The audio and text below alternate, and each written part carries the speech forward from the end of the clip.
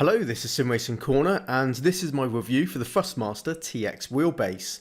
For informational purposes, the TX wheelbase is technically 99% identical to the Thrustmaster T300.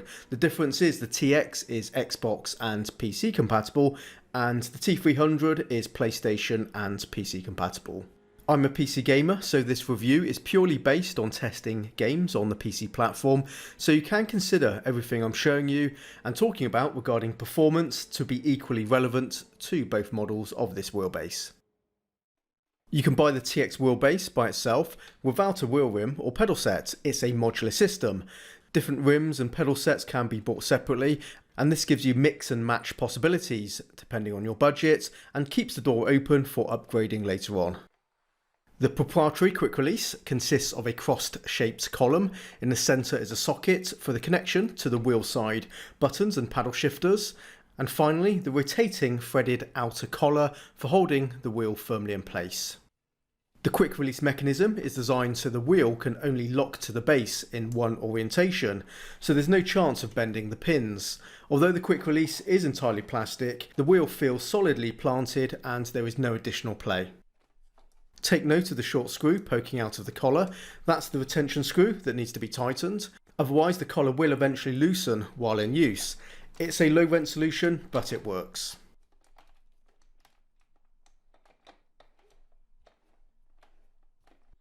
Underneath is the table clamp. Rubber pads are glued to the feet of the clamp and the flat underside of the base to provide grip. The clamp will support thick tabletops up to 6 or 7 centimeters, though thinner tabletops are better with this clamp. It's more solid and less likely to flex. Alternatively, hard mounting the wheelbase is possible via these two M6 threaded holes.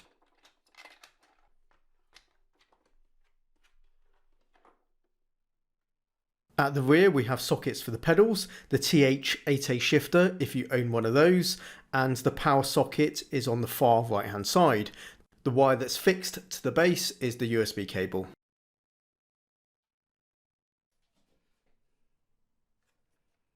We have a sample of wheel rims to give you some idea of possibilities. The first one is the Ferrari 468 rim, which is part of the Italia racing wheel bundle. It's a cheap hollow plastic replica rim, which I'm not a fan of, to be perfectly honest, and the ergonomic feel of the wheel seems quite odd to me, which only compounds my dislike for this one. But I have it, so I thought I'd show it. Not one I would recommend though. Moving on, and the reason I picked up this second-hand rim on eBay was to replace the Ferrari rim, which I already said I don't like much. Yeah, this one is originally from the T300 RS wheel bundle. So the T300 one, which you can see it does have PlayStation branding on it, and it does work fine on this TX base because the wheels do not really care what they are. You can attach anything which is a Thrustmaster wheel to these bases and it will just work. It's a solid quality rim and it didn't cost much money. It's 27 centimeters in diameter and proves to be a good universal rim, which I would highly recommend. It's very nice. And now we have the Sparco P310 Mod Competition wheel add-on. The rim itself is a 1-to-1 replica of the real Sparco P310 rim. And I do have one of those as well, so I can tell you from personal experience this is a perfect copy. The size, shape and feel is absolutely spot on. A very good rim, well suited for modern racing cars, whether it's sports cars or open wheelers. One of my favourites in my wheel collection and one I use a lot.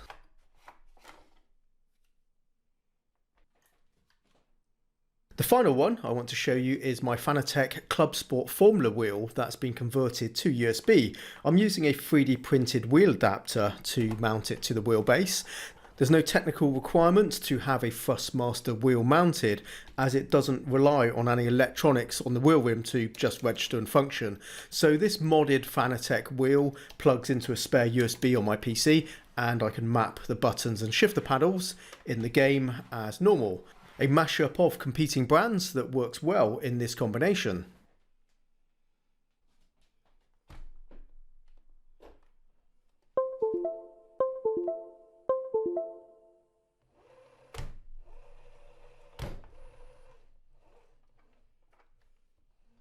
Now I want to start talking about the performance of the TX wheelbase. I've reviewed a number of racing wheels for the channel, and one characteristic I scrutinise closely is the friction of the wheel, which affects how smoothly it rotates, as this influences the delivery of the force feedback and how natural the wheel feels to turn. Low friction is what you want, and I can happily report the TX does rotate very smoothly and with only a small amount of friction.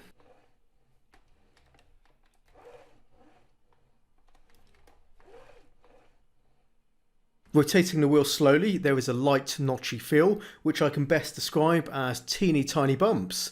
This is typical for belt-driven wheelbases. The good news is, it is so slight that when driving it's not noticeable, so as far as I'm concerned, friction and notchiness is not an issue with the TX.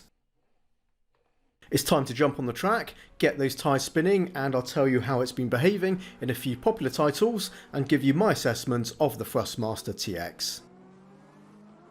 First off, this particular TX wheelbase I've been using, it's a few years old, it's borrowed from a friend that doesn't use it that frequently, so I know it's just had a moderate amount of use during its ownership. So it's got a few miles on the clock, but it's still in fine shape, and I experienced no problems. It ran just fine during my spell of testing. The torque output of the TX is rated at 3.9 Newton meters. This places it one tier above entry-level wheelbases like the Thrustmaster TMX and T150. To prevent clipping, running the force feedback at 90% or less is what I would recommend. Force feedback clipping is when the motor has reached its maximum power output and the force feedback becomes heavy and numb without any detail. Clipping is not unique to the TX, it can occur with any maxed out force feedback wheel motor. I'm liking the force feedback quality the TX is producing. I mentioned the wheel rotates smoothly without too much friction, and that is definitely enabling the force feedback to come through with good detail.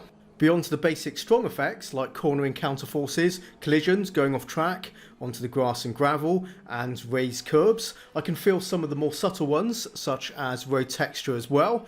That's coming through the force feedback nicely. To me, everything feels like it should, relative to what's happening on the track. The effects are informative, seem accurately reproduced, and very immersive. There is generally a good sensation of oversteer and the back end about to step out, which is essential when you overdrive a car. Being able to feel that sensation of the car becoming unsettled with enough time to be able to make corrections is fundamental for sim driving games, where you do lean on the force feedback cues to keep the car planted and pointing in the right direction. The force feedback was giving me the information I needed to drive with predictability and confidence. So far so good, it would seem, with the TX, but there is one thing I would really like more of, and that is more power from the motor during cornering for a weightier feel of tyre grip resistance and a clear progressive curve of that force building up while turning into the corner as the weight of the car is pushing into the outside tyres and then tailing off on the corner exit. That's missing here. As soon as you enter a corner, the TX motor output peaks immediately. The weight of the resistance is not bad in itself, but the detail is essentially vague and corners feel the same through the force feedback because of this. It just doesn't have the legs to convey that progressive curve I was talking about. Also, when you do have that progressive curve, that extra sensitivity coming through the force feedback, it is super useful for braking into turns and trail braking. That's a significant feature more powerful wheelbases have over the TX. If you have a direct drive sim setup, you know what I'm talking about. That said, I found many cars weren't exactly more difficult to drive because of this. Naturally, cars have different characteristics and some are trickier than others. For example, racing cars with electronic traction control and ABS assists are generally quite forgiving regardless of the controller you're using. Mostly for me, it was Formula cars. I needed that enhanced progressive sensation and an overall stronger resistive forces to relay higher downforces. With practice, one can learn to work within the limitations anyway of the TX, and regardless, I would say, I still consider the TX is doing plenty through the force feedback output. That enabled me to drive with a decent amount of confidence, even if it wasn't what I'm normally used to. In Dirt Rally 2.0, the TX was just about perfect. The power of the motor was plenty and the sensations of the car sliding around were spot on and helped along with that low friction, smooth wheel rotation. The aftermarket rear mum running is 330mm in diameter. It's an authentic OMP rally style wheel. I bought it specifically for rally games and it's used with my direct drive wheelbase. The TX handled this larger diameter bulky wheel with no problem. I had a good time in Dirt Rally 2.0 with the TX. I couldn't ask for anything more here. If you specialise in rally, I think this setup would be fantastic.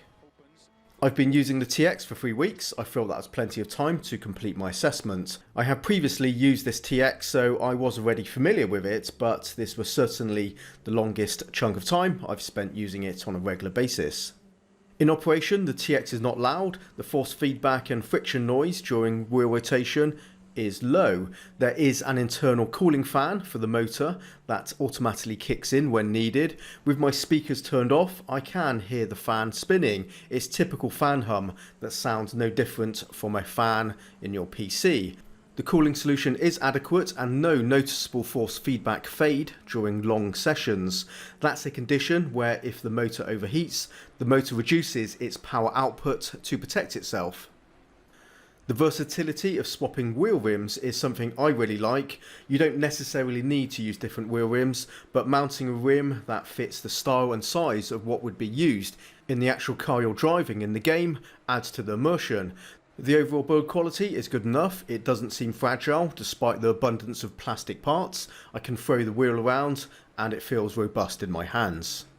The TX outperforms lower priced force feedback wheels and therefore easily justifies its higher cost over entry level force feedback offerings that are out there, and more powerful and expensive force feedback wheels outperform the Thrustmaster TX. So what you're getting from your investment here is fair and completely in balance with its qualities.